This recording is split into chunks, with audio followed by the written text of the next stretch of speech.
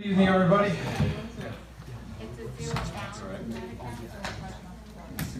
Welcome to the Town Board meeting September 13, 2023. Please stand for the pledge. Pledge allegiance To the flag of the United States of America and to the republic for which it stands, one nation, under God, indivisible, with liberty and justice for all.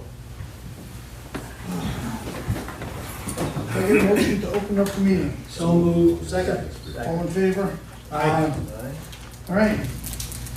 Good evening, everybody. Brian, that's not going to sway us. Brian, just Oh, want come to let on. you know that. Really? You kids. We have distinguished Assemblyman Brian Moore here tonight to discuss the formation of an ambulance tax district. And turn it over to you, Brian. Where do you want me? Here. Right here? Yeah, can you use the mic also? I can. So we can hear you. Absolutely. All right. So why am I here? That's a really good question, right? I am your state assembly representative. It certainly isn't often that someone in my position would come and say, hey, this is an idea, and be the person who shepherds it. My background is being formerly in your shoes, supervisor of the town of Montgomery. I was supervisor from 2020 to the end of 2022, and this is an area where we looked at the problems in the EMS as an industry and what was facing the town of Montgomery. And I want to talk to you a little bit about that, and then I'm going to get it completely about Goshen. But I think the context is important because a lot of the issues that we had that are industry-wide, not specific to Goshen or Montgomery, but all over the state of New York and even parts of the country, everybody's facing. So when I got my education on EMS and what was going on, my basic issue was this. Myself included, 99% of the community, to a degree, does not understand the current state of the EMS delivery services in the state. You have BLS services and ALS services. So before I get going, I'm just going to briefly explain that, and then we're going to have some of the Goshen EMS come up to really talk about how the impact is for Goshen. So in the town of Montgomery, our town ambulance corps, which also is a nonprofit, similar to your makeup, covered the town and the 3 villages, just like your town volunteer ambulance corps covers the town and the village, right? So they only provide BLS services, basic life support services. ALS coverage was not dedicated in the town of Montgomery. There was no dedicated ALS provider. In Goshen, that is the same thing. And I'm gonna let them speak to that in a little bit. But for me, once I heard that some of the most serious ambulance calls that you could get sometimes weren't even being answered because there was no dedicated service, that was an eye-opener for me. It was also an eye-opener for our community. So when I first heard, hey, the EMS is in trouble, they're gonna need help from the town, the first thought that came to my mind was, how has it been mismanaged? Why do they need help? Why is it not in the black? Why are there so many districts that are created that continue to just spend money, and what are the services and how is this happening? So I immediately went where most people go. Where's the mismanagement? How can we fix this? What I realized in Montgomery, and it's true in Goshen, it's true all over the state of New York, is it's the industry itself and the fact that ALS services is mostly privatized, except for a handful of communities. Blooming Grove is one, New Windsor is one, and Montgomery now, that got ahead of the issue and created a dedicated ALS provider to complement paid staff for basic life support services with their ambulance corps in order to provide the services that all residents, no matter where you live in any community, deserve when it comes to answering a call for an emergency. We're all gonna get to that point ourselves, or we have loved ones. If they have a heart attack and they call their ambulance, they don't wanna be waiting 45 minutes or never get a return at all for a serious phone call. So when I realized that, we led an effort in the town of Montgomery to form an ambulance district. We put the numbers together, and we as well, also, just to provide basic life support services, we were answering over 2,000 calls a year for our nonprofit. Just the BLS services, they weren't able to support anymore. So mid-year, during my first year in office as supervisor, the town had to allocate $100,000 in their budget, and we ended up actually spending $150,000 just to get our ambulance services more paid staff to answer the calls. Because what happens is this: the EMS industry is not like fire departments. There's a ton of calls that come, but the billing from the calls creates revenue.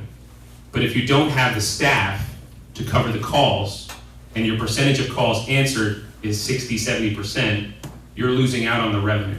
So when you make an investment in EMS staff, you will see a return on that investment. It's not a moneymaker, but you will not see a black hole of spending, because the more money you invest in EMS as an industry, you see returned because of the services that are being provided.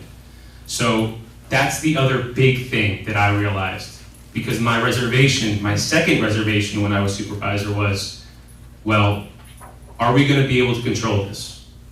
Right now, when you pay with taxpayer money, you want to make sure there's a delivery of service and professionalism. So when you create an ambulance district, the biggest distinction that you all need to know is that the town has complete control. An ambulance district is not like creating a fire district, where it has an independent board of fire commissioners that are voted on and a budget that is voted on by the public at a different time. It's more like a sewer district. So just like in your budget, you're going to see all your sewer districts and water districts, you have control over the spending. So an ambulance district is much more comparable, almost exactly, to forming a sewer district in a specific area, and it is not comparable at all to formation of a fire district. And the control of the spending is up to you guys completely. So the third thing that came into play here for Montgomery, and again, it's the same for you guys, same setup, that's why I'm here. It's very much mirrored to each other. What we decided to do was take a look at the professional aspect of the volunteer ambulance corps. When you want to invest hundreds of thousands of dollars in taxpayer money, you're not just going to give it to a volunteer agency that has a volunteer treasurer and doesn't have a CEO or a business manager to manage what will become potentially a $2 million budget. Because that's what's going to happen.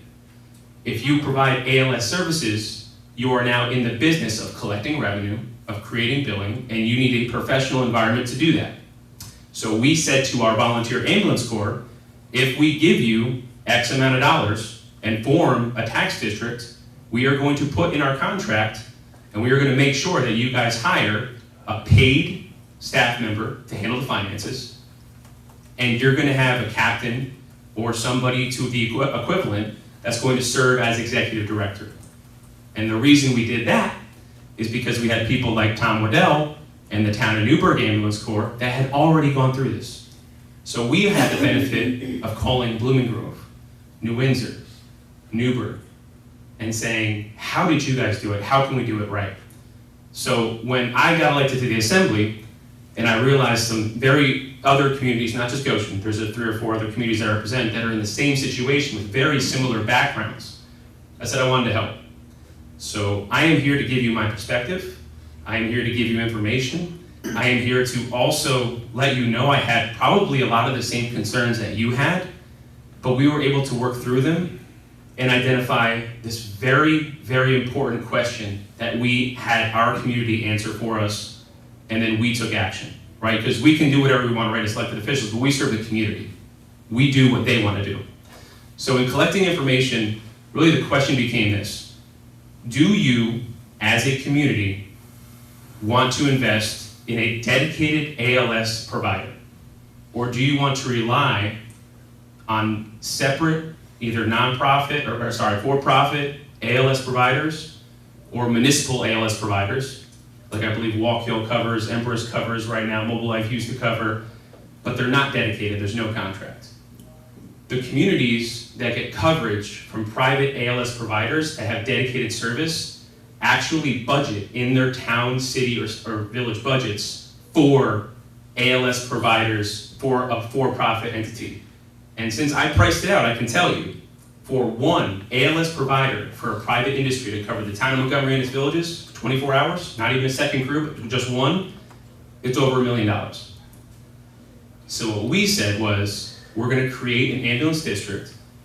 The town ended up putting in $800,000.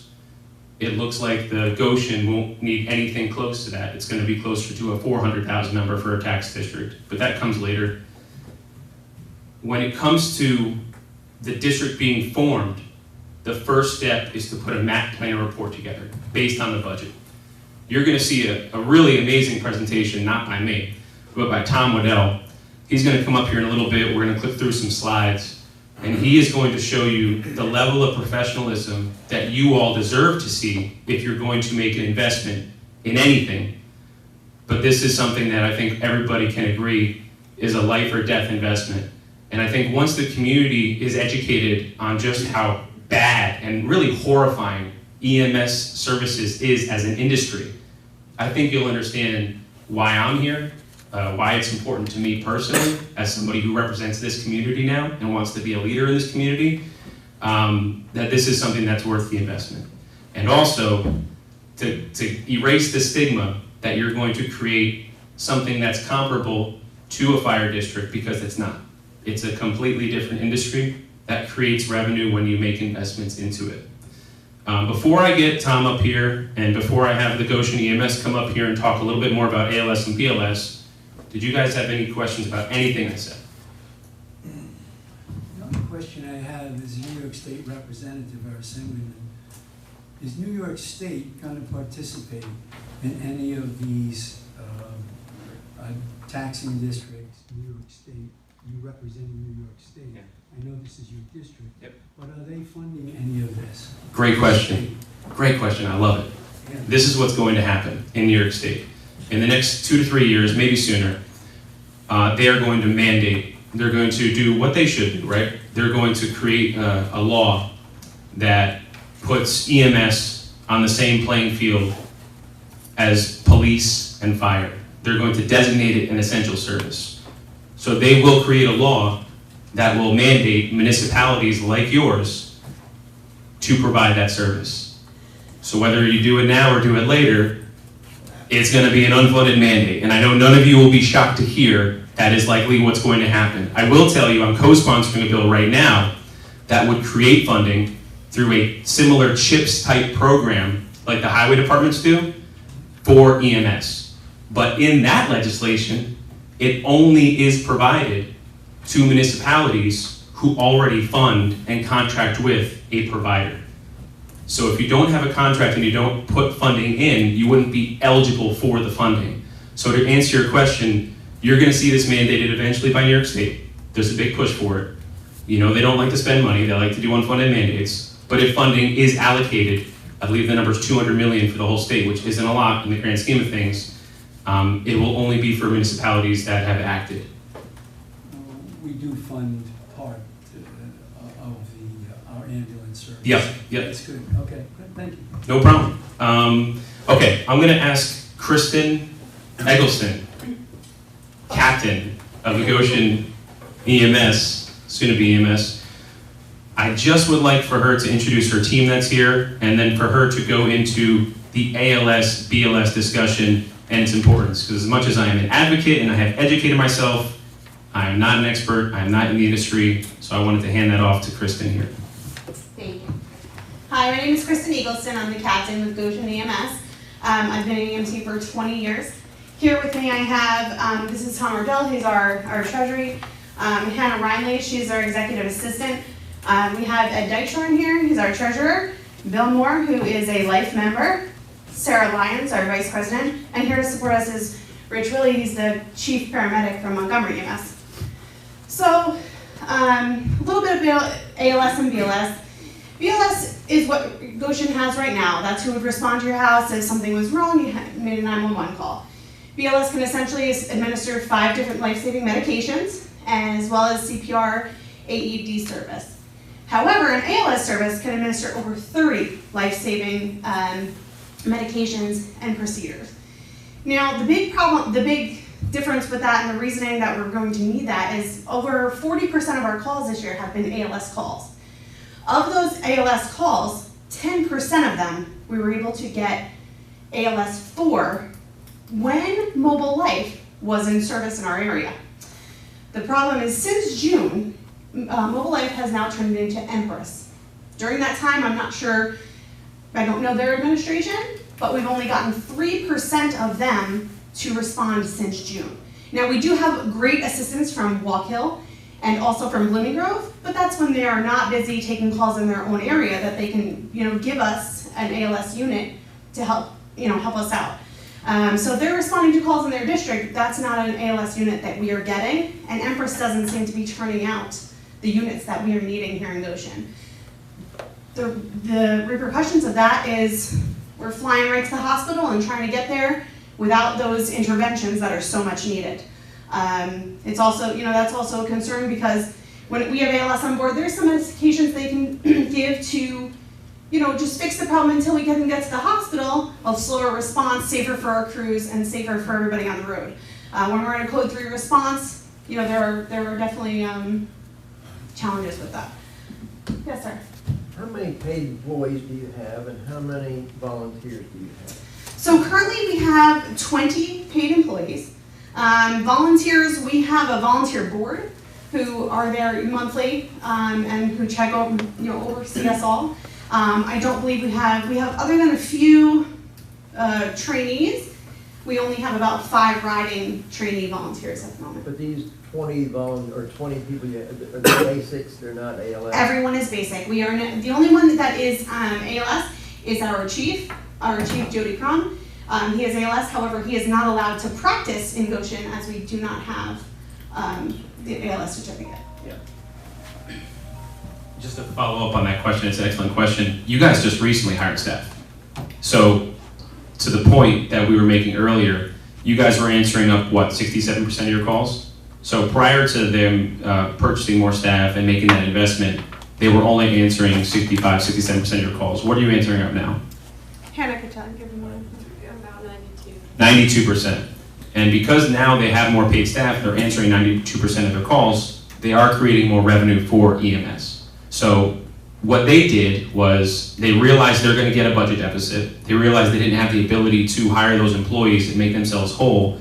They were understanding the business model of creating revenue, and now they're at a point where they're going to need some assistance in 2024, which they'll get to, because they had to make the decision to hire paid staff because the volunteer group that used to really support EMS services statewide just doesn't exist anymore. And the other point that I want to get to, and Kristen, stay here with me, is the industry itself. Because we are just starting to really get into paid EMS staff, the pay is not very good. So as you get more ALS providers and you have more communities hiring BLS employees, you are creating a higher competition between agencies to accept employees. Right now, people aren't entering the industry to be part of the EMS community because it does not pay enough. So by creating more services, creating more employees, you're going to increase wages naturally through competition. And because it will pay more to be part of this community and to do what they love to do, which is save lives, more people will enter it. So by acting potentially and investing in your EMS agency as a community and other communities around, you're going to be uplifting the industry. And that is another big reason why I'm here. Once I realized that, I realized it wasn't enough to just help the town of Montgomery. We really have to look at each community who is able to do this themselves, because that will also support the industry. And I know we have Rich here from Montgomery, and he is now the captain. He's a Goshen resident as well. Chief of Operations. Sorry, Chief of Operations. He runs the show. And he's here because he also cares about the industry. Did I miss anything? Well, I just wanted to talk real quick because the other thing we have to talk about is call volume a little bit. Last year, as opposed to this year, we're running about 700 calls more this year than last year. Last year we had 1 unit on, and that was covering Goshen for most of its call volume. This year we're running 2 units during the day, and we are still turning over some calls because we don't have enough response units to take it out. So the call volume has increased between Legoland and our nursing homes exponentially, for sure. Another aspect of this is what's called a certificate of need, so a CON. So each community has a certificate of need which designates their service area. Goshen EMS's certificate of need covers the town of Goshen, the village of Goshen, and Hamptonburg. Blooming Grove ambulance, which has an ALS dedicated provider, covers about 60% of Hamptonburg. Right now, Goshen is covering about 40%, and Montgomery is covering a small percentage as well.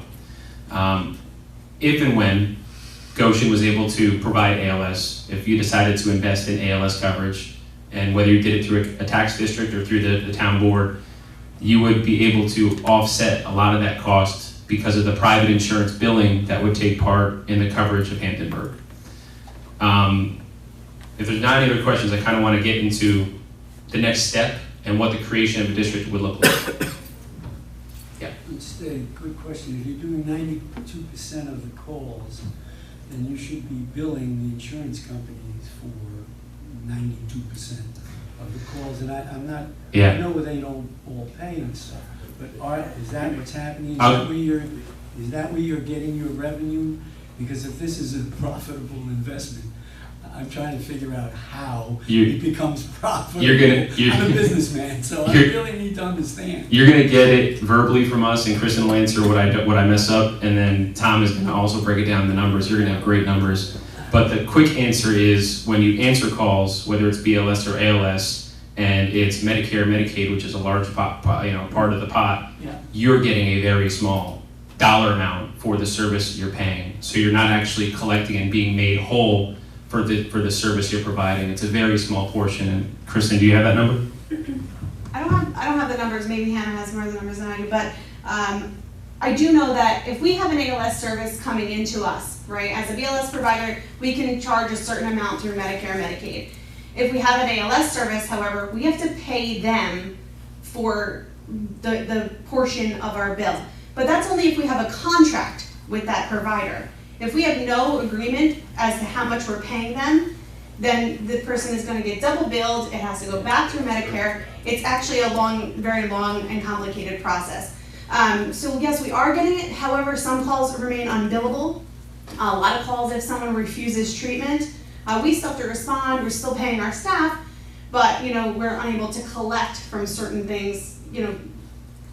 It's very complicated what's being done. Some is billable and some is not. So the next phase of this is why create an ambulance district? Why don't we just figure out a way to work with our nonprofit and potentially fund through the town? You have an A fund which taxes the town and the village. Why would we create a district? The simple answer is this is what we realized in Montgomery, and in Montgomery it was a huge number. When you have pilots are not exempt from creation of ambulance districts. So based on the very quick math that I did evaluating the valuation in the town, Legoland alone will literally fund nearly 10% of the cost of the entire creation of the ambulance district. And you have a handful of other pilots as well. So when you talk about maximizing the taxpayer dollars that you're putting out, if you make a choice to fund through the A fund next year in whatever amount, and you already do, as you said, you're not maximizing that dollar the way you would if you created a tax district, an ambulance district. And that, in and of itself alone, if you continue to support financially the ambulance corps or the Goshen EMS, is enough of a reason to create the district, whatever that number might be, whether you want to invest in ALS or not. So that was a big determining factor for us in Montgomery to say, well, listen, we have like 15 pilots, we have a ton of industry in Montgomery. They were not paying their fair share for EMS services. So in this way, you'll be able to maximize taxpayer dollars for what you're putting in. The next step is to do what's called a map, plan, and report. And that's really all we're looking for today. Are you guys, from what you're hearing, interested enough to receive more information? The map, plan, and report will take your information from your assessor's office, and it will spell out exactly what the impact to the taxpayer will be. You're going to hear the numbers from Tom. He's evaluated potential costs for investing in ALS, which is predominantly the employees that you hire, the EMTs, and that cost is substantial, but that cost looks like it'll be about $400,000 in the creation of a district. So if the budget is $1.5 million, because you have revenue in other areas, the residents will only be taxed $400,000. Yes, sir. If you can't get volunteers, and we go with all of this, what's the probability you're gonna get all these advanced people for the ALS? Everybody's gonna want them too. Right now, that's already happening. Right now, you have EMS workers working 85-hour weeks, and you're doing that because they're not paid enough and they're stretched thin. And that's another huge reason why we're here. The more that you have an industry that's going to create employees, the more that you're going to drive up those wages and the more people are going to be interested in doing jobs they love. Right now, you have people that want to be in this industry, and I have met them. They want to stay in this industry. They want to build a home, build a family, provide for their family, but they can't. You guys investing and other communities investing and providing the service will uplift that industry. What's the average salary for an ALS? Well, ALS and BLS, go ahead. $22 to $26 an hour. For ALS? $22 to $26 an hour right ALS is a now. little bit more, but still. BLS is below 20. We have our medics. Our starting salary, our starting hourly is below $18 an hour right now.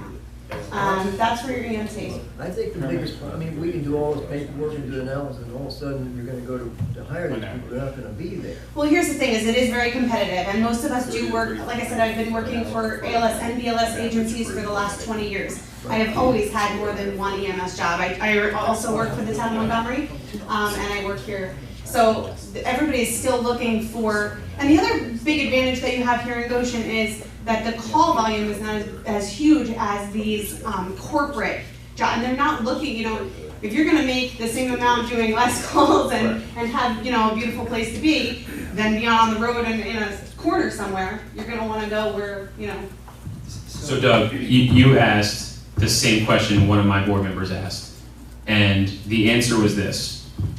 Okay, so if there's a scenario where there is a problem finding staff, and there won't be in this situation because the number of staff you would need, they're out there in this community. But to answer your question, if tomorrow New York State did put that legislation in, and at the same time, municipalities all over the state of New York at the same time were mandated to hire ALS providers, you'd have a problem. If you beat them to the table, like we did in Montgomery, like Blooming Grove did, like New Windsor did, when the industry becomes unsustainable for all the municipalities that will have to do this, you would have gotten ahead of it. So just let me ask, I'm starting to get a little confused. All of this discussion is based on ALS. Yes. correct, But we are not ALS. We're Correct, that's the ALS. problem. So, if we do this taxing district, are you requesting us to do this so that you can go out and solicit and hire ALS and get certification for ALS? Let me finish the question. And get certification for ALS? Because based on what I'm hearing, it's all ALS, and that's not what we have right now. So is that the motivation to do the tax district, so you can go out and now solicit and hire ALS people to come into your agency? Is that? It is a portion of it, yes, correct. Okay. Now, ALS and BLS do run simultaneously. So I do work for the town of Montgomery as well, and we run BLS ambulances, and they have a paramedic in-house. So if it's a BLS call, your BLS agencies, your BLS EMTs, who we have now, would respond to that call. Now, if it's coded ALS, something cardiac, something difficulty breathing, your paramedic would then respond as well.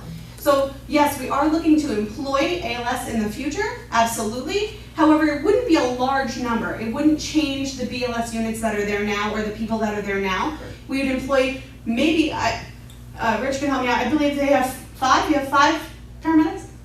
We have 4 full-time paramedics, and then we have 9 per diem paramedics to kind of fill in on the schedule, and then on the backup.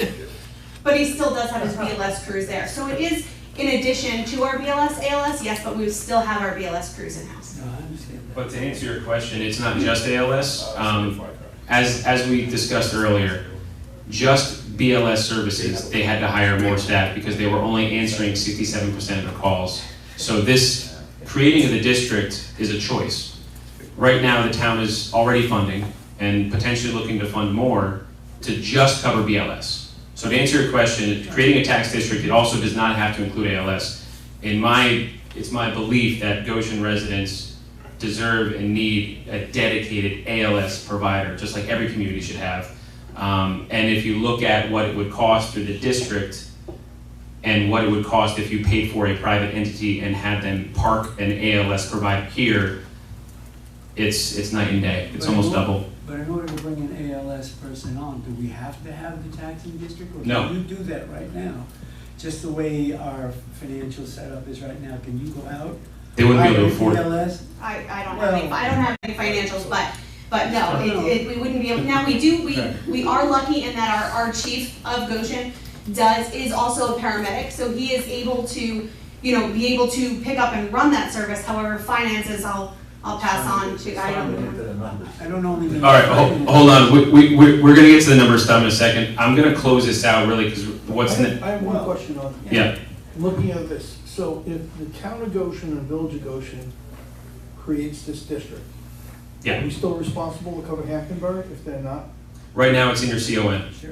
So what I would, So basically, they're an unfunded entity that we have to cover. so right now, that's what happens. What I would do, in my suggestion to you all, and then we'll get to the numbers, is to commission a MAT plan report to be done, and it would show the impacts to the taxpayers of Goshen if just Goshen did it, if Goshen and the village of Goshen did it, and if Goshen, the village of Goshen, and Hamptonburg was included in the tax district. That's what you guys would do next to understand what the impact to the taxpayer would be.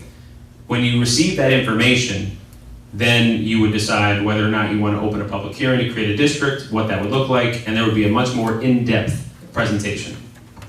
But in order for Hamptonburg to engage with us, their board would have to approve, They would have to opt in themselves. opt in. And if they choose not to opt in, are we still responsible to cover them? It doesn't. Technically, No. no, but it's one of those conversations we had in Montgomery where you absolutely, because your certificate of need says that Hamptonburg must be serviced. Right, but I would have a difficult time if our ALS person got dispatched to Hamptonburg. Sure. And we had a problem in Goshen. Agreed. They have to be covered. Yeah. As a taxpayer, something happened to that taxpayer in Goshen, and maybe they passed away because that provider wasn't there, I'd have a difficult time with that. So to answer your question, this happened in Montgomery. 2 of the villages signed on, the 3rd village did not, Walden. So what we did is we showed them, because they wanted to find out on their own if they could afford it. They did the math, they realized it was $1 million, and for us it was $250,000 for them to opt into the district. So because they did it too late, this past year, they had a contract with the town. So the Hamptonburg would have to contract with the town of Goshen and Goshen EMS for services and contributing services, and I'm telling you, it wouldn't be $15,000. So to answer your question, that is something that would get worked out. The next step, and I am going to hand it over to Tom because he's got a different thing. The next step for all of you is, do you feel like you heard enough where you want to receive more information and create a MAT plan report? And that would be the next step. Do we have to pay for the MAT plan report? Yeah, well, town of Montgomery, it was, we had our engineer do it, who was hourly, and we gave him, this is just what we did, not to exceed $2,500 to have your engineer complete a MAT plan report. Yeah, Sean would do it. I told them already. So that's for you guys to decide. I'm now going to hand it over to Tom Waddell, who works with 8 different EMS agencies. He's put together some really amazing future numbers, current numbers, and he is definitely an expert in the industry. So I'm going to let him take over for now. I'm going to be a slide man, and if you have any questions for me, I'll stick around, okay? Thank you all very much. Good evening, guys. For your information, this is how I got involved. I'm a business guy just like you. And one day I walked into my wife's and she was crying her eyes out, and I said, what happened? Well, today my father passed away. And he laid on the kitchen floor for about 47 minutes before an ambulance arrived. And I kind of got annoyed and said, how can we have an ambulance that's literally, if you got in a car and drove away, it could be 7 minutes away that didn't show up for 47 minutes. So I wanted to know why. And I dug into it, and I went right to that ambulance corps, and I ended up getting on the board because I was really wanted to figure out what was going on and what was going wrong there. I also realized, and now that I'm 68, I also realized that one of these days I'm riding on that ambulance myself, and I can guarantee you every one of you guys will someday ride on that ambulance that's here in the town of Goshen, because everybody eventually does. Right now they answer up over 200 calls a month. 200 calls. There's no volunteer agency that's going to get enough volunteers to answer up 200 calls. It just isn't going to happen. Okay, they're answering up right now 200 calls, and they're limited. They're going to answer up more than that. They're limited, but we got a new ambulance in the past month, so we have a new rig, so we're ready to go with that. But they're going to answer up probably well over 2,800 calls in 2024. So figure that again, it's 225 calls a month that they have to answer up, and we got it covered. When I first got involved with Goshen, they were answering up about 130 calls, and they were dropping, like you said, 67% was the answer rate, and we're dropping a third of that. And I said, well, we need another crew on. And they said, well, it's going to cost us. But you put another crew on, you answer up 92%, which is really good. And a lot of times when they drop a call, it's just because we got all the rigs are out and we can't answer up and someone else has to answer up. So they're doing really well since we started this, okay. But I got involved with a lot of ambulance corps as a business person to figure out, and I soon found out, I found this out, that most people that are EMS people, they want to run and save people's lives. They are not business people, but they're there, they volunteered in the past. Now you just can't, there just can't be a volunteer organization anymore to cover that many calls. But they truly want to save people's lives, but their business acuity is not at that level. And that's where Brian had in Montgomery hired, I need a CEO type of person that's going to handle this, saying what you can measure, you can manage, and it needs to be managed, okay. So that's where it started for me, and that's why I got involved. My service, I would have a CPA, I'm retired from that firm, it's a large firm, RBT CPAs, if you're familiar with it. I've retired from that. I volunteer my time to all these ambulance corps to help them figure out where they got to be. Okay, so this is what we're going to show you. So I started this with them in, would you say February, March? George was probably when I started there. Okay, so flip to the next page. Okay, so they were formed in 1973 as a 501c4. They cover the village of Goshen, the town of Goshen, and a large portion of Hamptonburg, but the population you can see is very small in Hamptonburg. The next slide. Okay, it covers 9 schools, county buildings, county jail, Lego land, Orange County 911 call center, and 5 nursing homes. That's what's in our district. It's pretty heavy.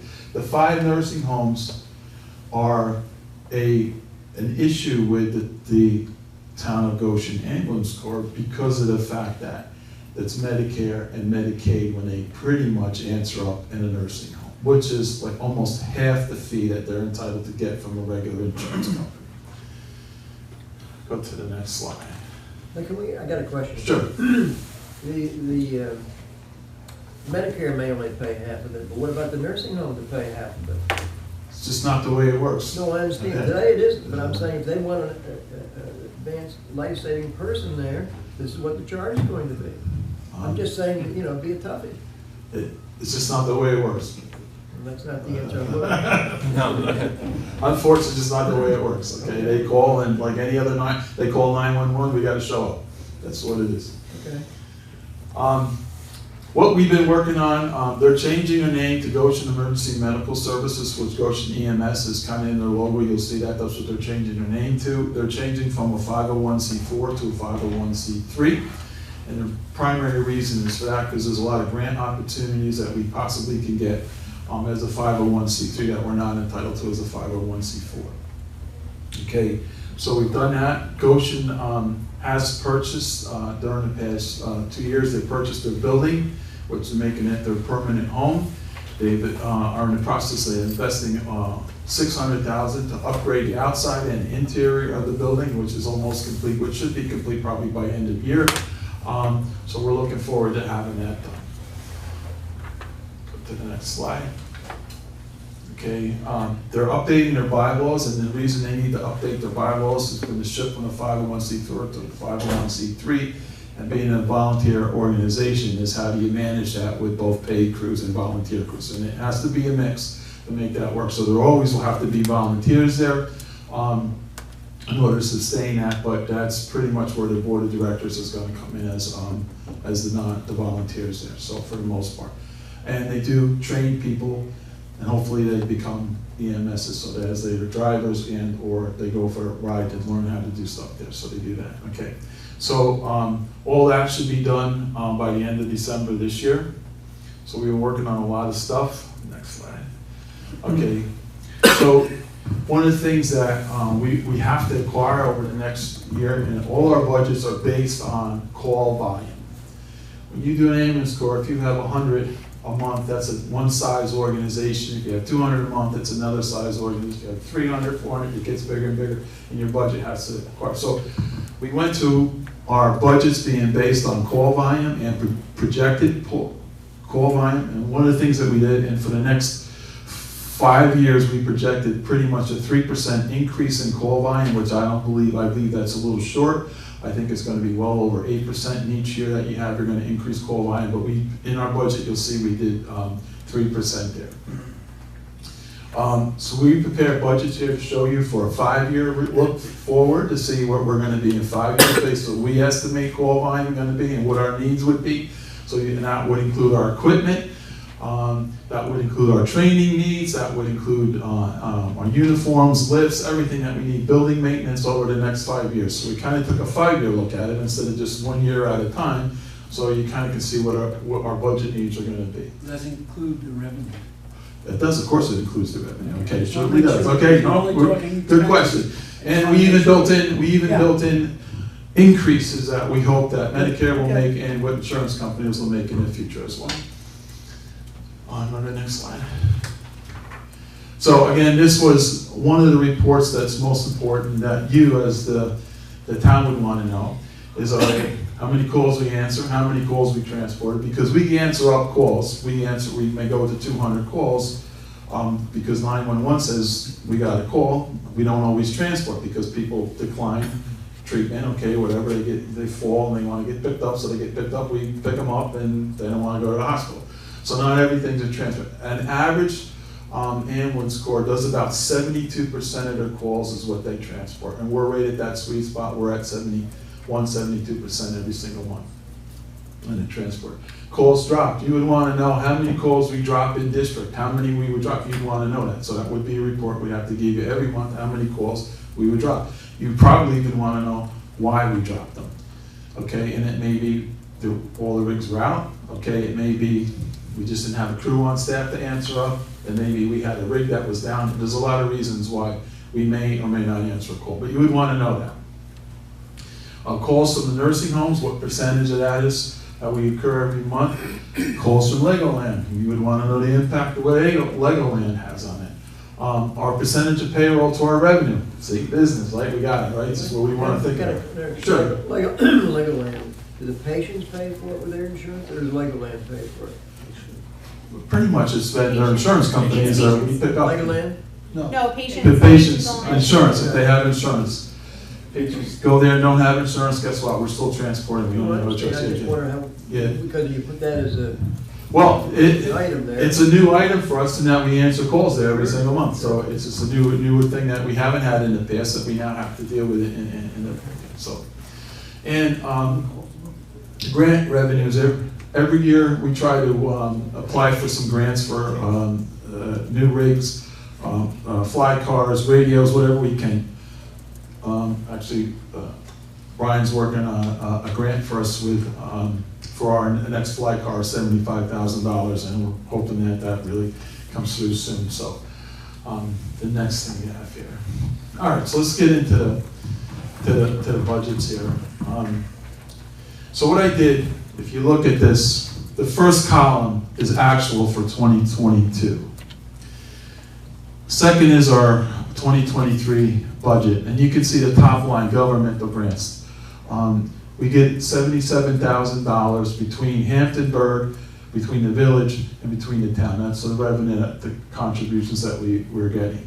Now we're looking at 24 for our budget for 24, 25, 26, and 27. So in here, if you go to our total revenue, you can see the billing revenue here, which is line 11 on that. You see 665,000 in 22, 736,000 in 23, 766, 24, 796 in 25, 852 in 26 and 868 in 2027. So we're increasing, as we increase our calls and increase the rates that we get, we're gonna have increased revenue on that. Okay, so that's pretty much where most of our revenue comes from. We have other contributions on there. We have a letter, and we have, people generally send us some kind of donation that we send out. But that's basically the two forms of revenue are the government grants and from the building revenue that we have. So you go to the next line, down, you gotta go down. Revenue 2021? Or go down, no, go down to, well, you can show them this, okay? Go to revenue 2023. 2023? Yeah. So this was number of calls by month to figure out what our total calls are gonna be for the year, and we compare that to, that's what we budgeted for, and we compare it when we get the actual numbers. So far, we've been running way ahead of our numbers and what we figured it was gonna be. The numbers have been higher. So that's how our budgets are generated. If you go up to the corner up onto the right side, you can see in this case, for 2023, we projected a 10% increase, a drop rate is 17.5%, which is now only about 8%, and the transfer rate is 68, which is 72% right now. Our average rate per call would be $525 per call, our average collection rate on that. So that's how we built the budgets for the revenue side. So go back to the draft budget. As we go through all our expenses, the big line here is the middle section, 29 through 36 is our compensation, what it's costing us to do this. So you can see pretty much for 2023, our payroll costs are going to be about 66% of our revenue, okay? And then we go into 2024, it gets to be 79 because we only had 2 full-time crews in 2023. We started that in the month of April. So for the first quarter, we didn't have 2 full-time crews. We're now 2 full-time crews that we have on our staff, and that we try to keep running. Okay, so but when we get into 2024, it'll be for the entire year, 2 full-time crews for the entire year. That's 70, what percentage was that? That'll be at 79%. Of your budget? Yeah, of our budget, right, of revenue. So then you go down, we have all our other expenses related that we have that are here. You go down to the bottom. Tom, real quick, do you want to mention those numbers are ALS? You included ALS for 25 for the staff? Okay, yes, okay. In 2025, okay, we were planning to go ALS in June of 2025. We have to get house in order, get rigs in order, get line up people. So we projected, so in 2025, we will be adding the ALS, remember, in June of 20, so it will be for half a year that we'll start that process in 2025. So when you go down to the bottom, what are we projecting here for the year? The net income or net loss, we're going to show about $135,000 loss this year with the $77,500 that we're getting. Looking into 2024, we're projecting $284,000 loss. Going into 2025 will be 316. Going into the following year, 321 and 350. But by that year, in 2025 and beyond, we should be ALS. Yes, sir. Now, the town gives you 60,000, Fort Deer gives you 60,000 today. Okay. What does the village give? About 17, 15. Depends on what's in the A The fund. village this year. 17.5. 17, yeah. No, Well, the village this year gave 25,000. okay, Hamptonburg gave 2,500. right. So your government, where is that in your income? Your government grants, that is? Yeah, I have 77,000, George, is what we had. Yeah, so that's all. Yeah. So. So you're really at 84,500. 87, right? Did you figure all 3 of them? 2,500, so you're at 60. 2,500, 25,000. Yeah, 87.5. Yeah. So you're 10,000 off, Right, so you're right. 135. Yeah. And then your 2024, 25, 26, 27 budgets don't even have that allocation in there. That's why your losses are high. Right, I did not, to show you what, if you don't do anything, this is what we're gonna look like. Okay, and that's really, so really the ask that we're asking for actually 2024 is the $200,000, to have that total income from the governmental entities to be at least 200,000. So we're going to absorb the loss that we have this year. We'll be able to do that. hopefully it won't be as big as that. If we keep answering up the calls that we've been answering up, it won't be as large as that, but that's where we're headed. Yes, sir. Well, I mean, as a business person myself, okay, I'm looking at what you're doing, and you're gonna have to do a lot of things. First of all, you're gonna probably have to go up to Orange County Community, SUNY Orange and other places and say, hey, put some more people in here so we can hire these people. When you get the money, you won't have them to hire, so you're gonna have to do that so that you get these ALS people. And it takes a couple of 3 years probably to get them. And so that's a big deal, I think, for you all as a person, as a group. Well, I see, as working with the 8 agencies that I work with, I see this as a major problem for every agency right now, Yeah. is to try and find people, and To hire. the volunteers are gone. Right, I yeah. mean, I buy so it. you have to hire these people, and I see that as a big need for a lot more. That was one thing, so Yeah. I'm just trying to share with you, I think, what you need to be doing at the same time you're looking for money, okay? So that when you get the money, you Hire the hire the people people you that need need. that can give us the service we want. Okay? I think you need to give the same talk to the village, okay? They're part of the town, but we can use the A fund, which is town-wide, or the B, and them. Yeah. But I think they need to say so in that, okay? With the two. I think the other thing is, people need to pay for the services they get. It's not good enough, they will, you know, the federal government doesn't do it, or the county doesn't do it, well, maybe you need to charge the county for the people out there in those county nursing homes, rather than the people in the town of Goshen. You follow my rationale? It is the costs and the services, and who's gonna do them. This looks like a pretty complex thing to me.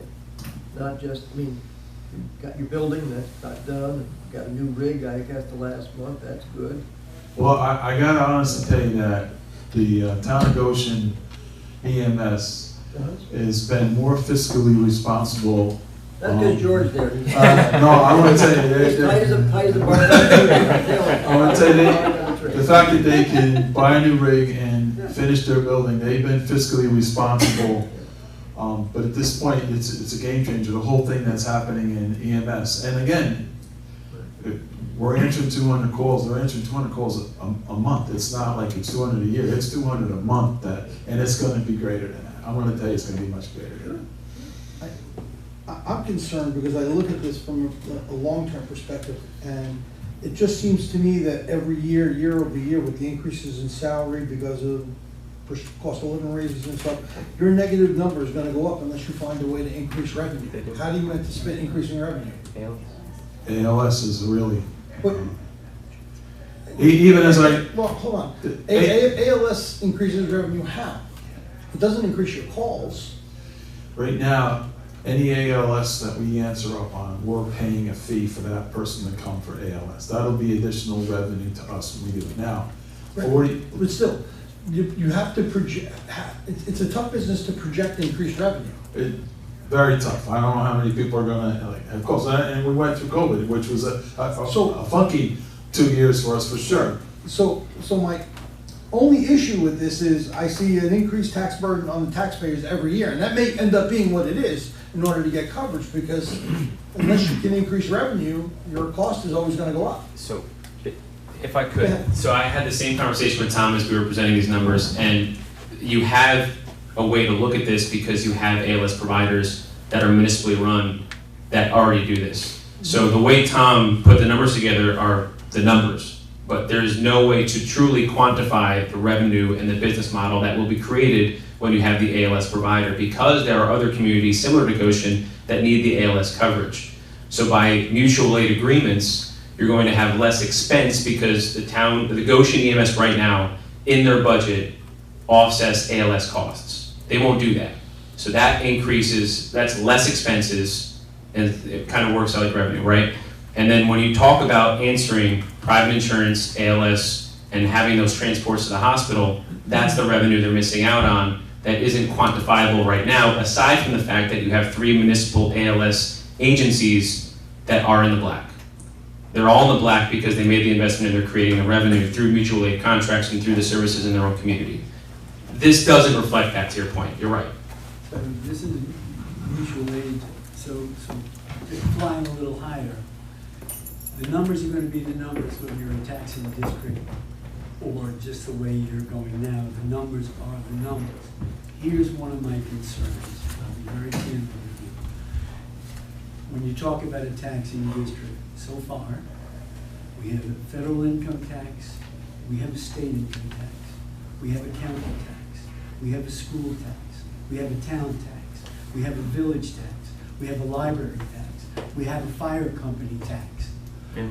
Three of them. Adding an additional taxing authority, or two, because you may have animal control, we have a problem with that. Sure. Or any other volunteer organization that's servicing the community could come in for the same situation. So I have a real issue with establishing a taxing authority.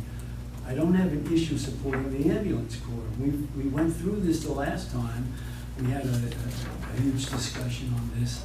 If there's a shortfall, we'll look at the budget, or whatever your budget is presented, the way I see it, until you get this ALS established and until maybe there's an unfunded mandate from the state.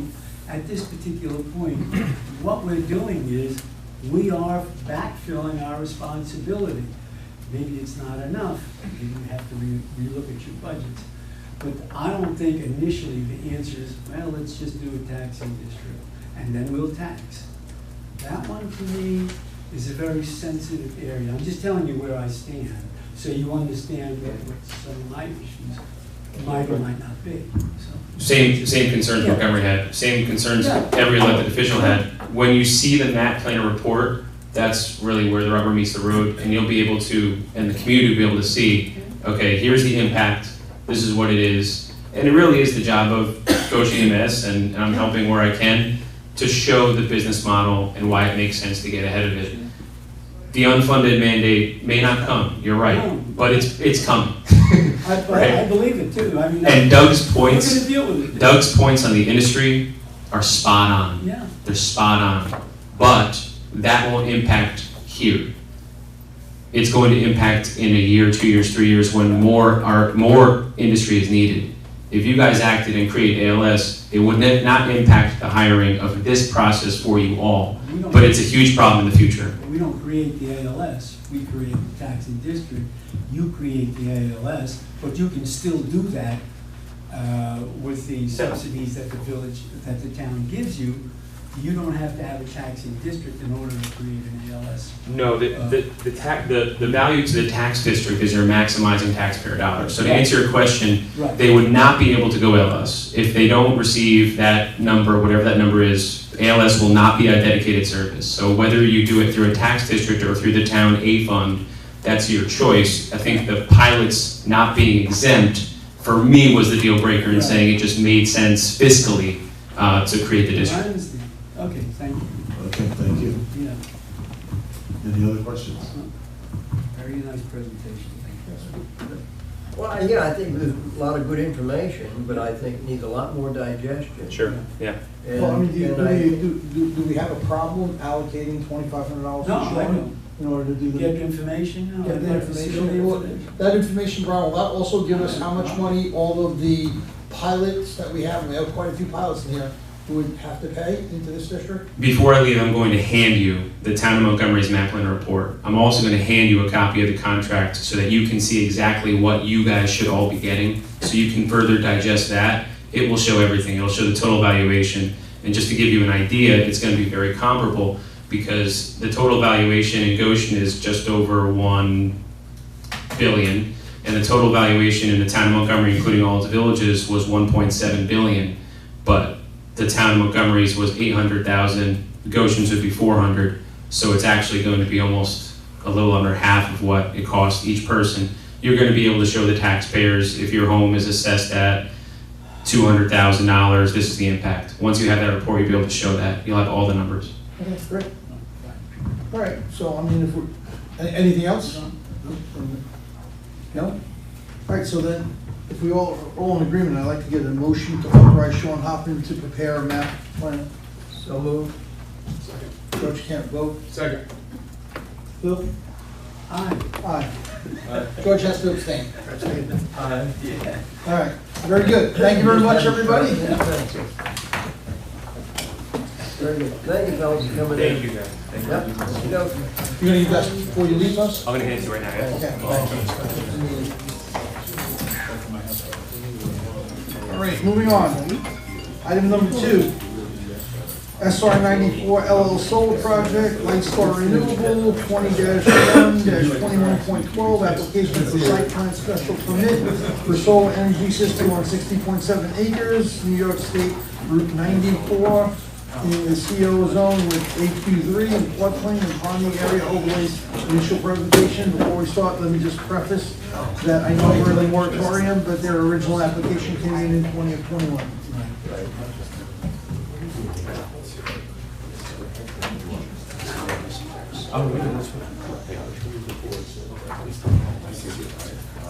Good evening.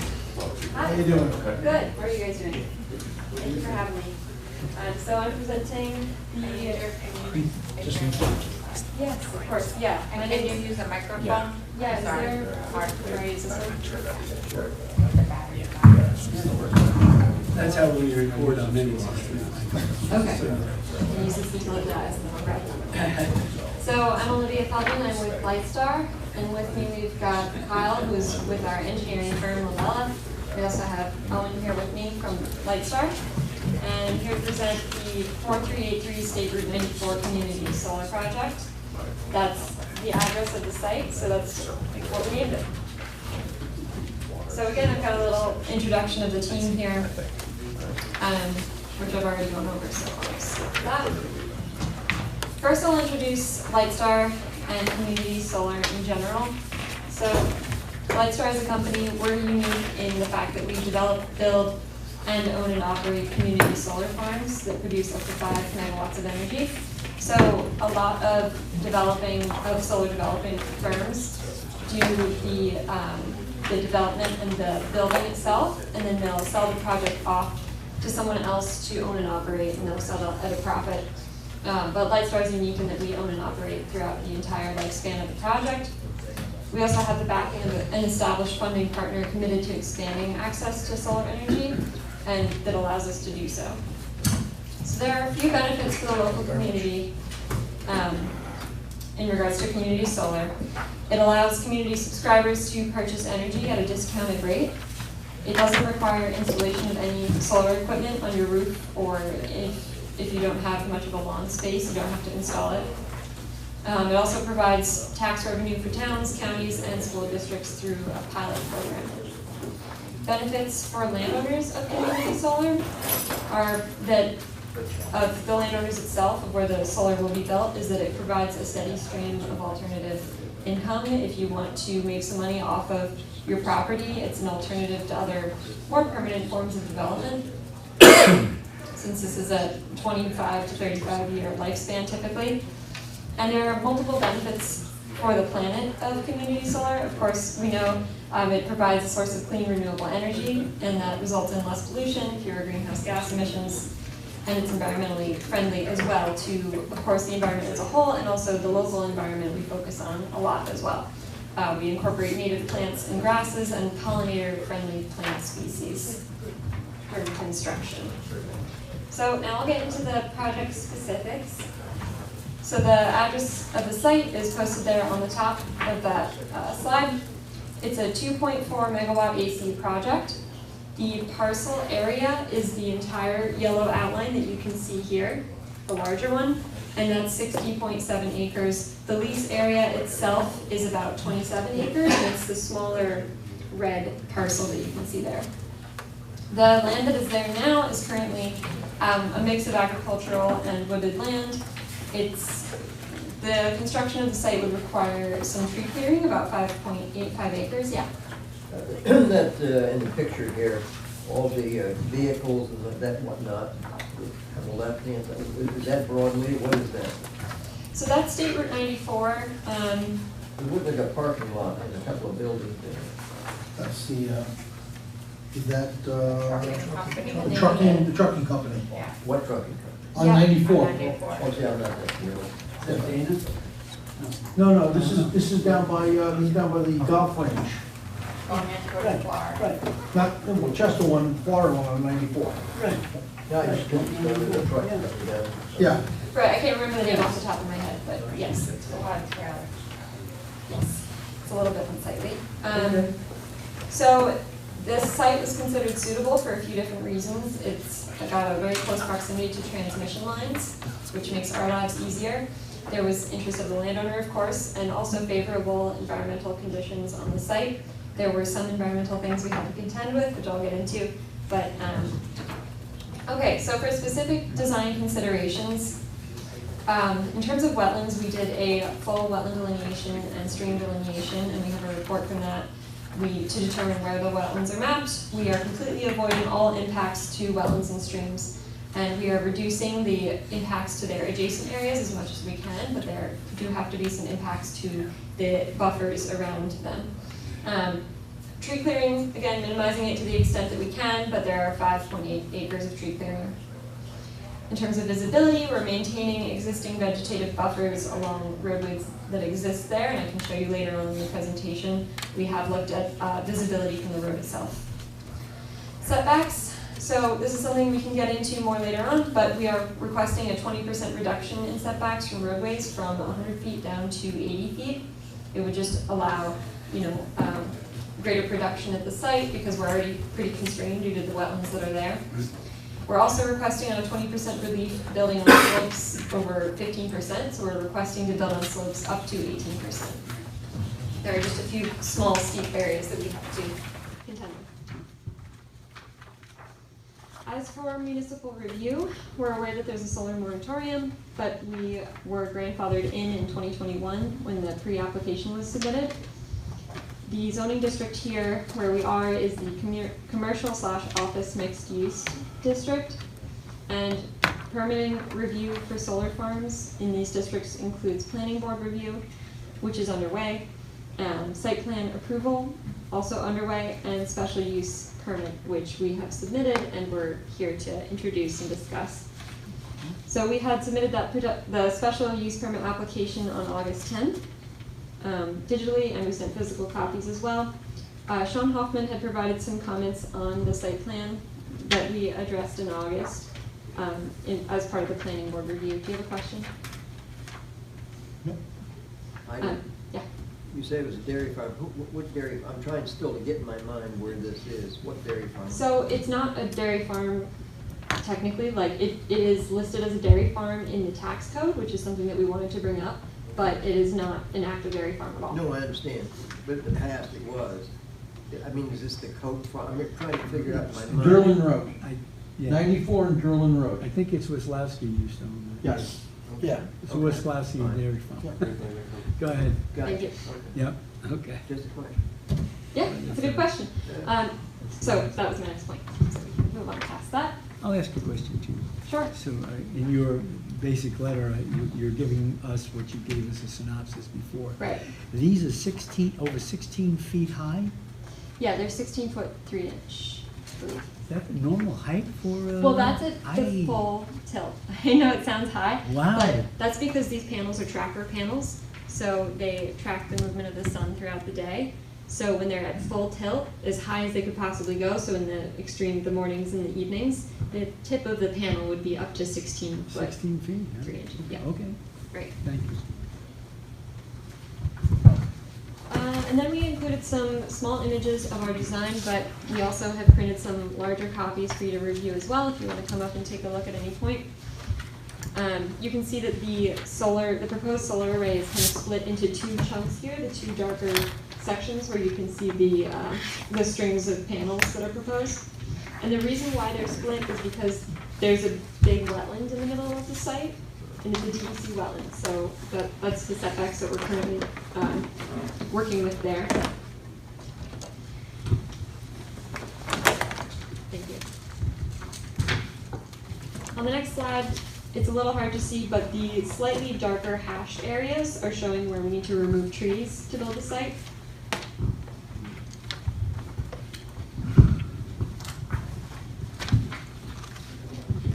hardwood trees, I think, or are they junk trees? What kind of, is that a real forest, or is that just scrub and stuff? It's kind of scrubby. We have submitted a, what's it called? It's a tree forest evaluation. It's basically, it's a tree survey plan, which, you know, depicts the type of trees that are being removed. Also includes which ones are actually invasive species as well. So we do have that detail in there for you.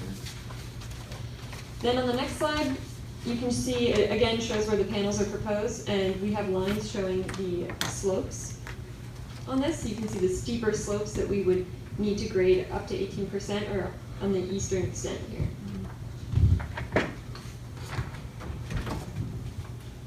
All right, and for environmental overview, again, we've completed a wetland delineation.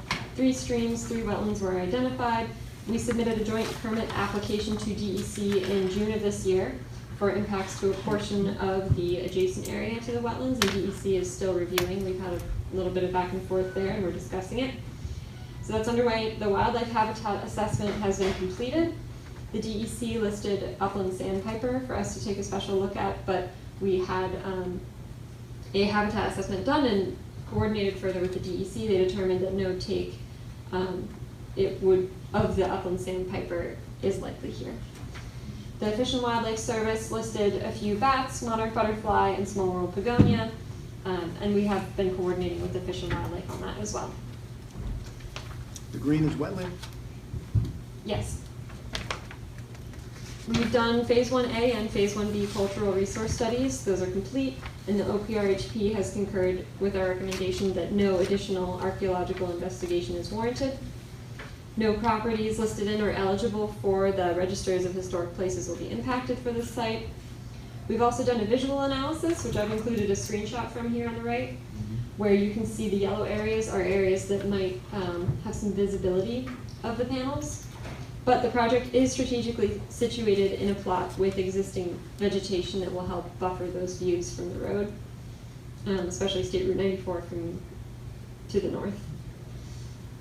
And visibility will be generally localized to adjacent panels, and it's the largest concentration of the yellow visibility here is down to the southeast, which is, there aren't any houses down here. It's primarily a mix of forest and agriculture. We've had a glint glare analysis conducted, and the results were that only neighboring sites may see a slight amount of green glare. So it's green, yellow, and red glare, and green glare has little to no harm. And there is no potential impact at all of yellow or red glare. And the study was done without considering vegetation or the anti-reflection coating that's going to be put on the panels as well. So it's going to be even better than minimal impact. The next 2 slides are kind of interesting. If you look back and forth between them quickly, you can see they show a visual simulation. The first image is the existing conditions along State Route 94 if you're looking south, and the next image shows with the panels installed what we anticipate it'll look like from the road. So as you can see, it's this darker strip down here. So they're not right up against the road, even though we have that, we're requesting that 80-foot setback, it's still pretty minimally visible. Yes. In the past, one of our concerns was that the solar panels, where they're manufactured, had PFOAs, PFOSs in them. Has that changed, or is that still the way that they come? That's a good question. They're continually improving. I know the panels that we're proposing are impact resistant, and they're guaranteed not to leak anything into the soil at all. Okay. But yeah, that is something that we also take a look at. Okay. Right. Construction-wise, it would take approximately 6 months to construct. The things that would be installed, of course, include PV panels, the racking systems, fencing, and electrical equipment. Again, we have some grading proposed, so the topsoil during that grading will be stockpiled and replaced on the site itself. And stormwater best management practices will be installed in accordance with the details of the site plan that we've provided. And then my last slide is about decommissioning, because following the lifespan of the project, which is potentially up to 35 years, components will be disassembled and the site will be restored to pre-project use. So the steps here would be mobilization to the site, erosion and sediment control installations, dismantling and demolishing the equipment, disposing of it and recycling of it as much as we can, and then restoring the sites to the grades themselves that existed prior to the start of decommissioning. And then, of course, site restoration and stabilization, seeding, the usual. So that's soup to nuts. Does anyone have any questions?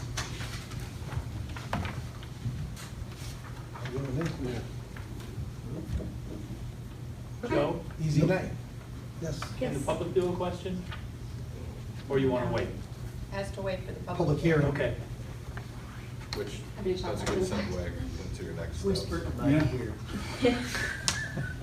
Okay, so we provided the special use permit application, and if you have any questions during your review, please let me know. You're in the planning process already, right? You submitted to the planning board? Yeah. You've gone through it? Yep, conversations are already underway with the Just planning board. waiting on whether it's gonna come to the ZBA, which appears like it would Right. go on the setback. Variance. For the setback and the But I don't slope. have that in front of me yet, at least haven't been referred, or it's not on the calendar yet, but I anticipate it coming there, and ultimately we would head towards either a three-way public hearing, which would seem to maximize the time. I know in the past we've varied on that, so I don't know where the board stands on that, but we're a little bit of ways from that. Okay.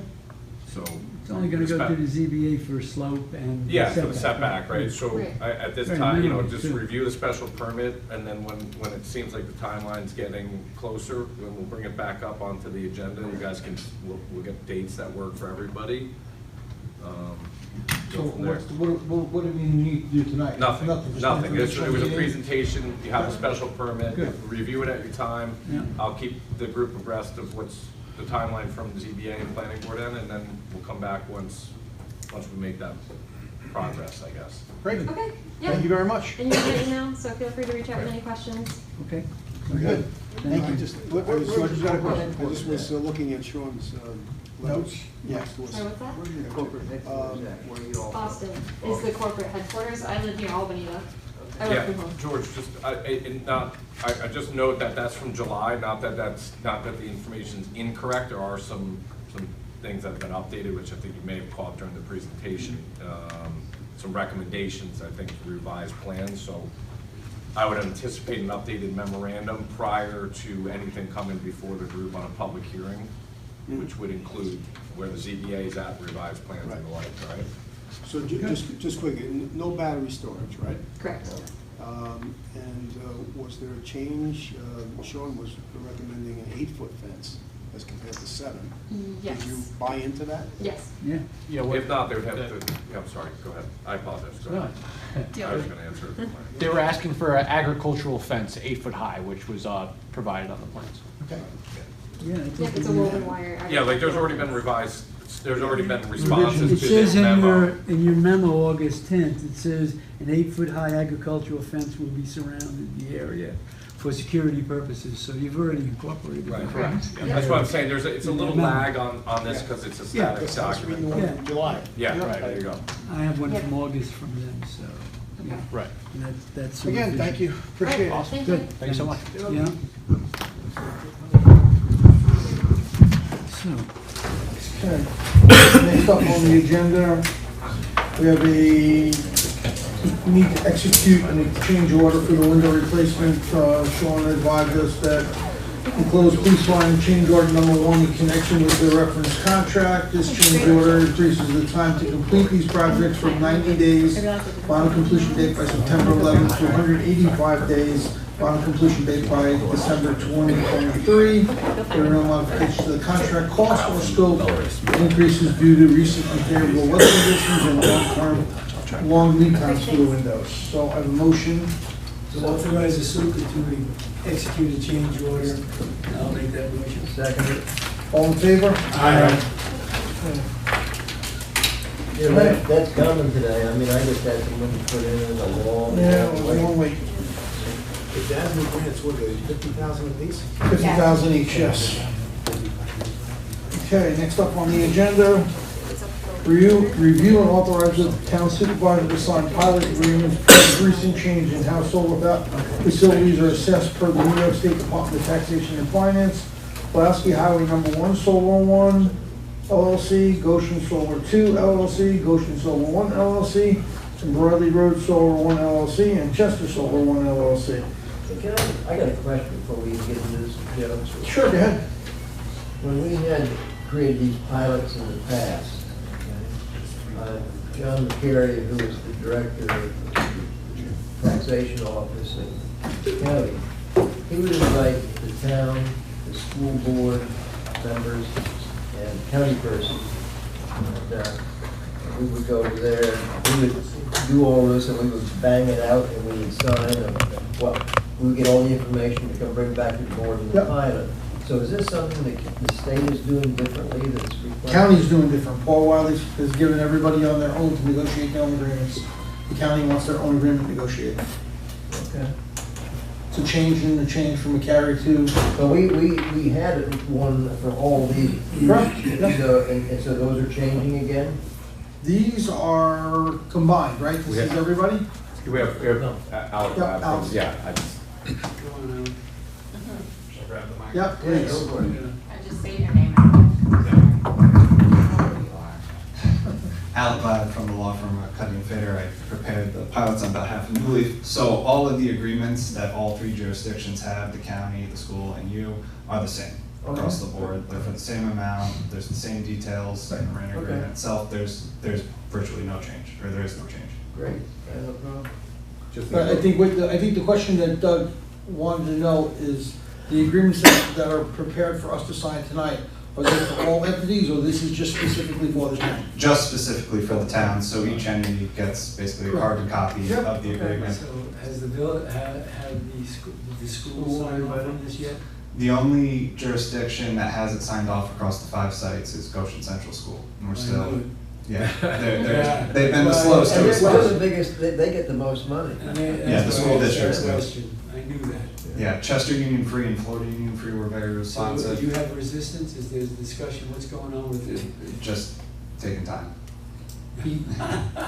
Really? When was the last correspondence you had with them? A few weeks ago. Yeah, so I'm gonna email them tomorrow saying town approved it and you're the last one. I think they just want to be the last one. So you know how that goes. You know? Yeah. But Kelly, our attorney, she sent us a memo on this, and in that memo it says it's no longer a county thing. It says New York State Department of Taxation and Finance. So this is going statewide, it seems. Yeah, so the change was the state came down with a new way to assess solar projects if they were going to be fully taxed, which impacts the pilots because the pilot can't be required to exceed what is taxable. But we came in at a higher number than they would be fully taxed, and we're sticking to that number because that's what we initially offered, even though it changed midway through So the the pilot discussions for with the us town. remains totally the same? Correct. Yep.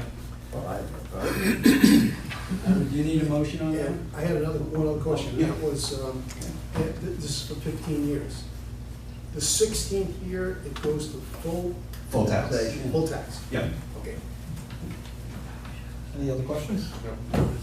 Phil, you made that motion? I did. No, I did the Joe, motion. you make the motion. It's written on the. I did. You didn't. I'm doing it. No, Joe has a motion typed up for him. Oh, I see. Sorry. Very rare. You read that motion, I'll. She wants it laid out. Hey, Joe. specifically. Yeah. Motion, Yeah. okay, I Right. got you. Motion to authorize the supervisor to sign the pilot agreements for Pulaski Highway 1 LLC, Goshen Solar 2 LLC, Goshen Solar 1 LLC, Broadley Road Solar 1 LLC, and Chester Solar 1 LLC. So moved. Second. Second. All in favor? Aye. Makes it a little easier when everything is It's spelled properly. clearer. Then we need a What font did you use for it? It's red. roll. I know what font I use, Joe. Rory, do we need a roll call on that one? Since it's- I don't know. What does the motion say, Joe? No, it doesn't. All right. No, we're good. Okay. You don't need me to sign these now, do you? No, Joe. Yeah. Capitalize things on him. All right, next up on the agenda is, where am I? Number 5. Yep, I got it. Discuss and authorize the supervisor to sign the decommissioning agreement, maintenance escrow agreement, stormwater control facility agreement, and the documents related to thereto in connection with the Broadley and Building and Solar projects and approve the declaration of restrictive covenants. Okay.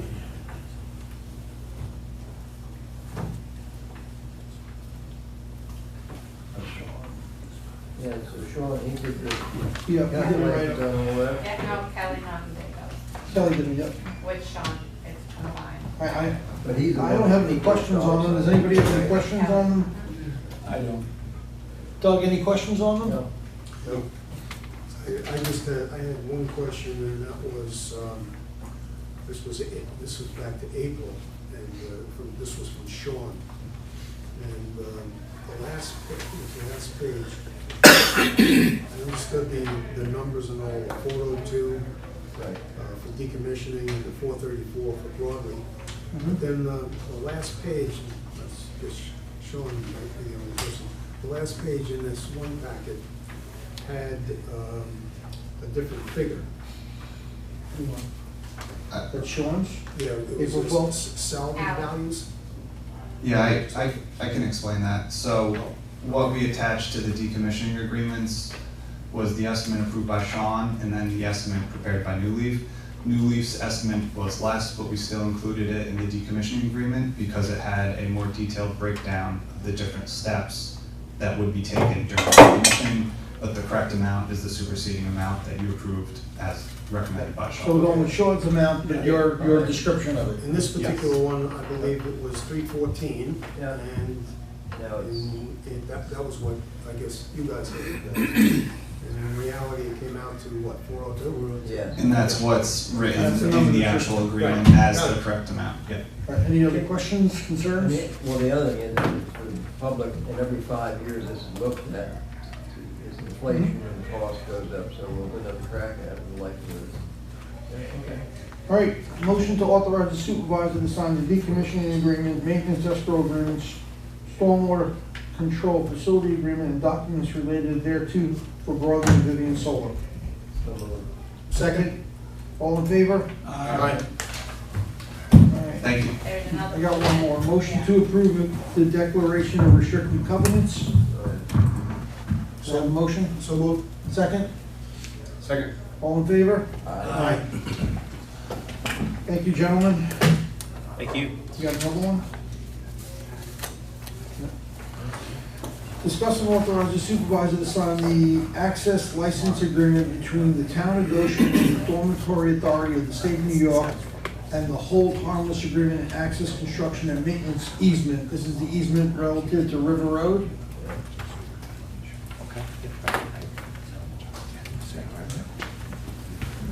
Rory, is this the easement relative to River Road? I'm sorry, I was talking to the attorney. Which, The next, we on which one, on the local law? number 6. Number 6.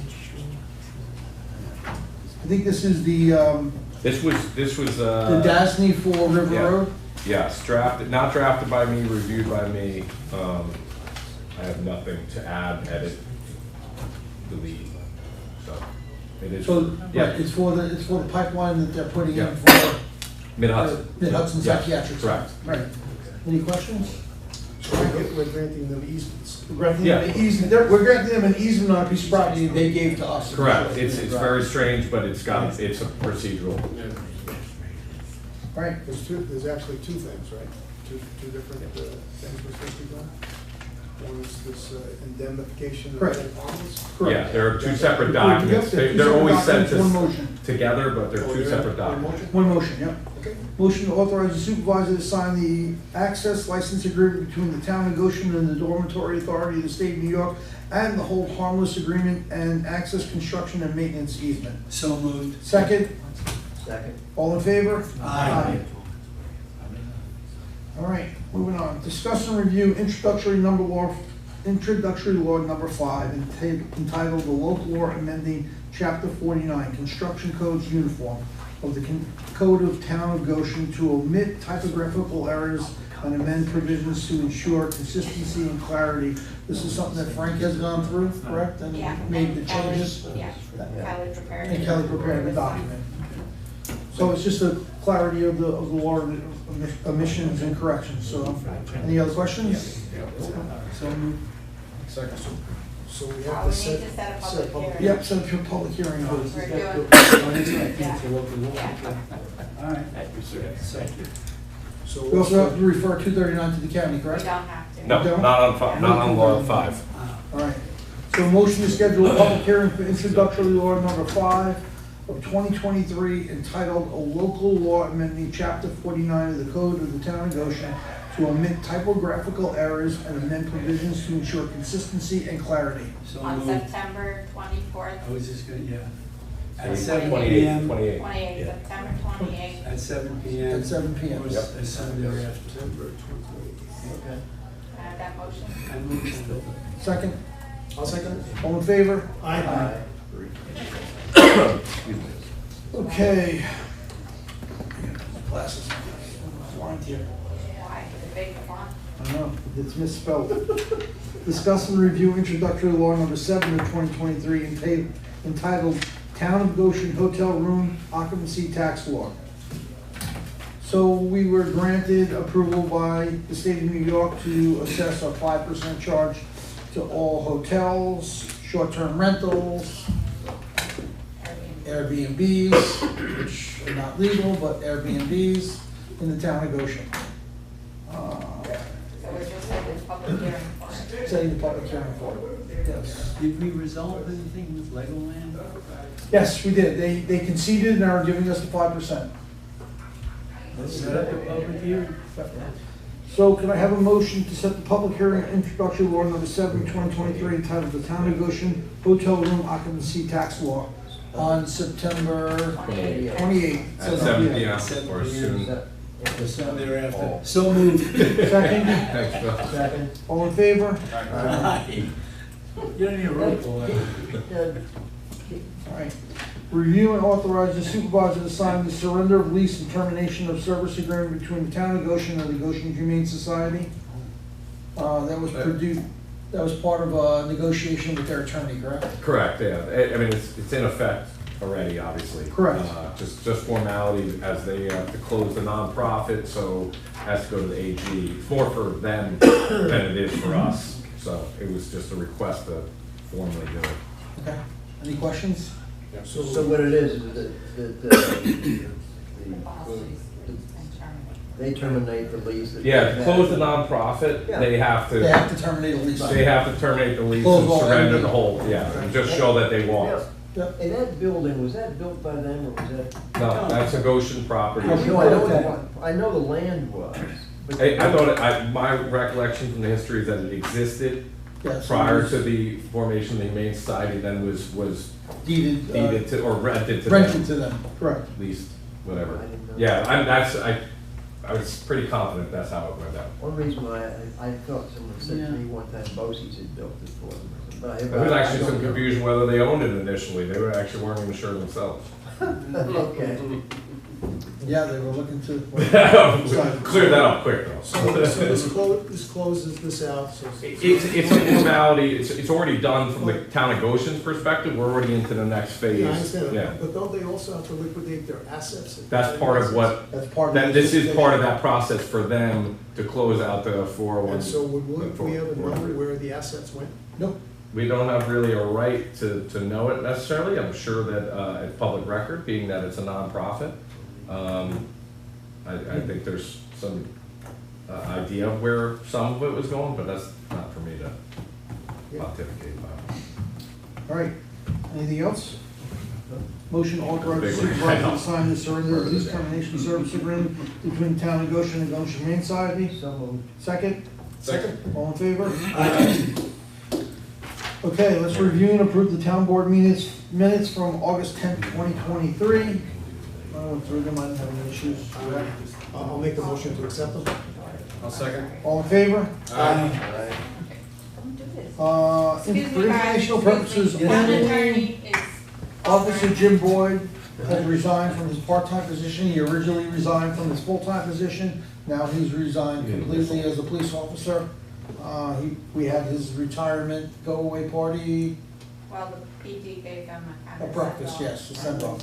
You know, if I can just say with the public, this fellow is one of the nicest, most successful, knowledgeable policemen we've ever had. And it was a case where two youngsters had an automobile accident, for example, and they lied to it. I didn't say lied, they fibbed to it, okay? That someone had hit him with another car involved, and he looked at it and said, no, I'm so sorry, that's not the case. And they of course caved and said, yeah, we made it up. He went to the home of the owner of the car, one of the two children, okay? And he explained to them. And was so wax eloquent, and they were elated that they got straight and skinny. And he went because of insurance reasons and all the other kind of ramifications if you got stuff in a record. Just a wonderful, wonderful human being. Great guy. Great job. Great guy. Just need a motion to. I need a motion to accept his resignation, yes. I'll make the motion. Second? Second it with a letter of appreciation. Yes. All in favor? Aye. All right. On to finance. Motion to authorize the supervisor to pay accounts payable run on September 13th, 2023 in the amount of $295,351.97. Motion. So moved. Second? Second. All in favor? Aye.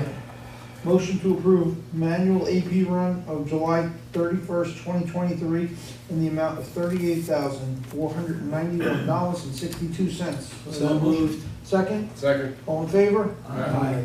Motion to close the HR Arcadia Hills Water Tank Capital Account with M&T Bank.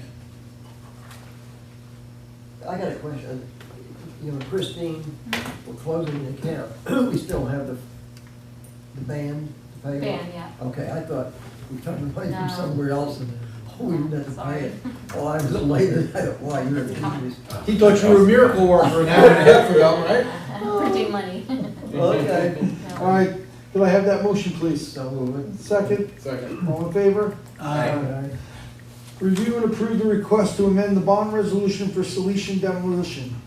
Christine, do you want to explain it? You put it together?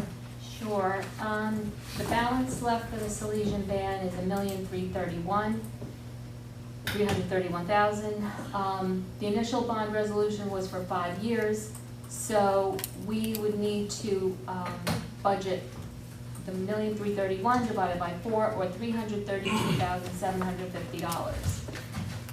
We didn't really have room in the budget this year, so we extended it to the maximum time period, which is 10 years. We can pay it early at any time, Okay.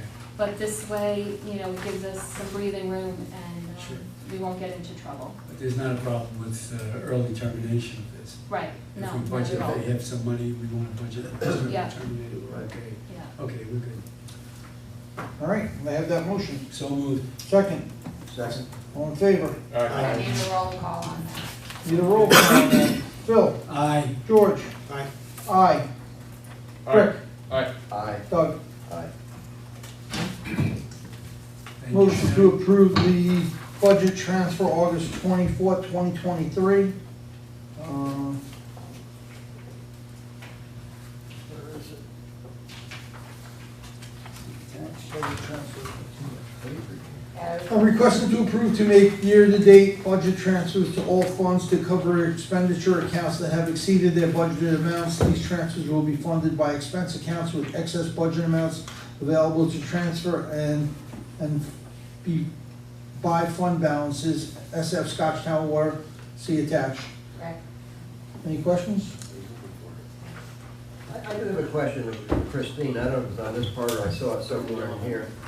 We have not been paid year-to-date by the Chester Dial-A-Bus. Because the federal money was going to cover any expense. So that includes the fee from What Chester? the federal money that we get for Dial-A-Bus. Oh, okay. And they opted in. So they got it for nothing and we had to pay our Right. part of it? No, we didn't No. have to pay them. I love it too Yeah. much. Okay. Yeah, and they've opted in next year. They're giving us the $33. $33,000. Yep. Okay, great, okay. Good. Good, well, that answered that. Yeah. All right. I need a motion. Motion to approve the budget transfers. So moved. Second? Second. All in favor? Or do you need, no, you don't need We have 3 informational items. Budget officer submitted a monthly finance report June 2023. It's attached. Budget officer performed the accounts payable review August 29th, 2023. That's also attached. And the budget officer performed an accounts payable review for August 31st, 2023. Any questions on those? If our budget officer is here? No? Wonderful. Okay. I'll open up the floor to any public questions or comments or concerns. Hi. Keith Roddick. Try to be brief. The green on. The button on the bottom, Keith. When you touch it, it goes off. I think it's on. Here, use this one.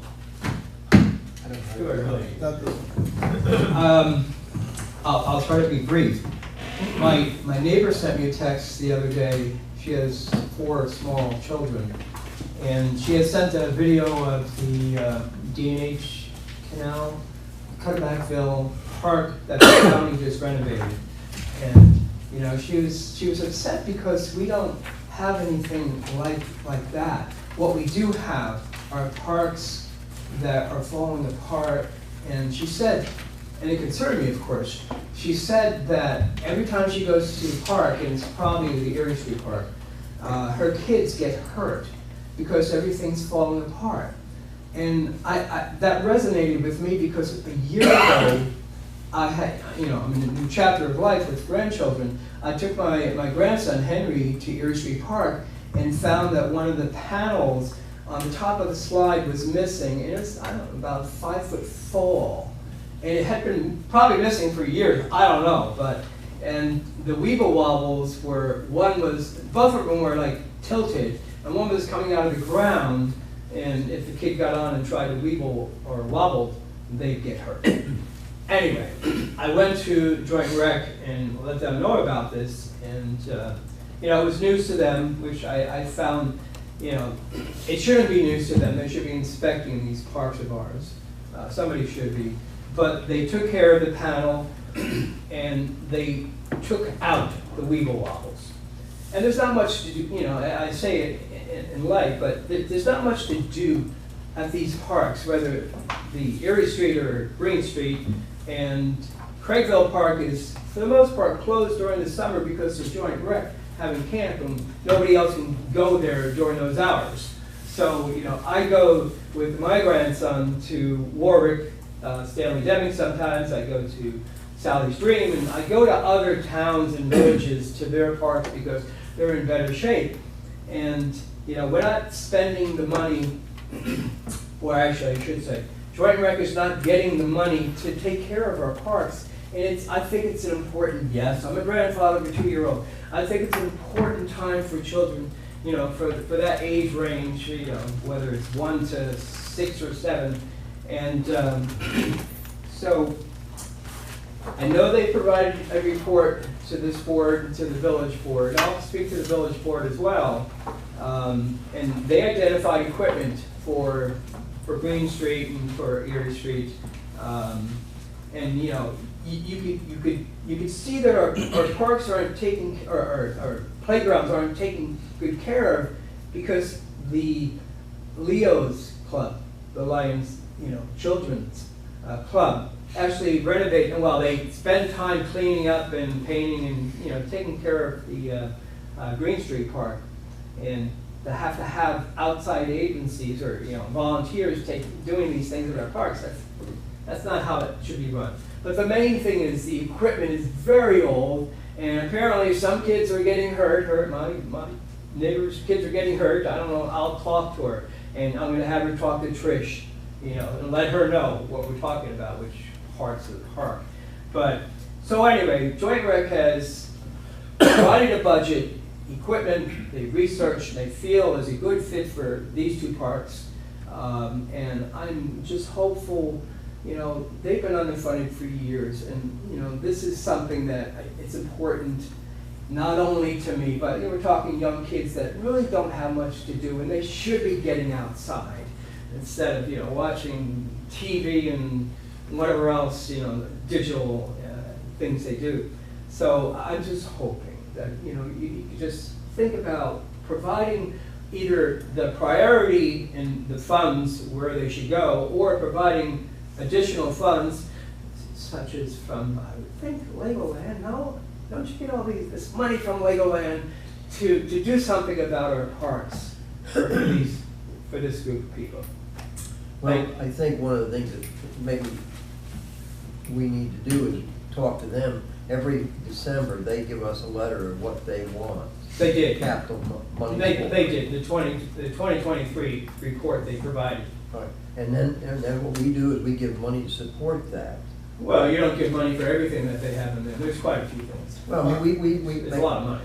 Yeah, my concern right now is there's a good chance that they're gonna lose their insurance this year. Travelers is gonna be dropping them. So we have some concerns as to what we're gonna have to look at there because of the last person that fell and hurt themselves. So I have a major concern here with somebody getting really hurt on some of this equipment. I was at the meeting last night, so I spent some time today going around to these parks, and I certainly wouldn't even go on any of these rides, let alone let my kids go on these rides. So I think that we are gonna have, as a board, look at it, if anything, starting to decommission and getting rid of these rides, so that nobody goes on. Even if we don't have money in the budget to redo it this year, I think we have to eliminate them at least this year. I think everybody should go out and take a look at them, because it is a real big problem. But along with that, I think that we have to find some money in order to put something in replace. Even One if- of them. Right, right. Choose one of the parks to get similar equipment, but mainly get rid of the equipment that's falling apart before somebody gets drastically hurt. Sure. I just knock some teeth out or something. Yeah. You know, yeah.